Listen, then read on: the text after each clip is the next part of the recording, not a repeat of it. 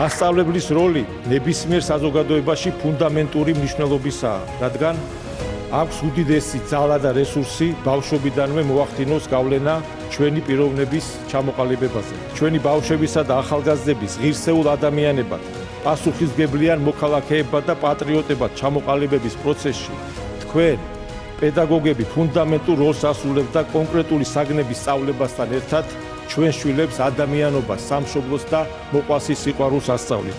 მივესალმები ნებისმიერ ძალისხმევას, რომელიც მიზნად ისახავს მასწავლებლებისთვის ღირსეულ ანაზღაურებას და სოციალური პირობების გაუმჯობესებას.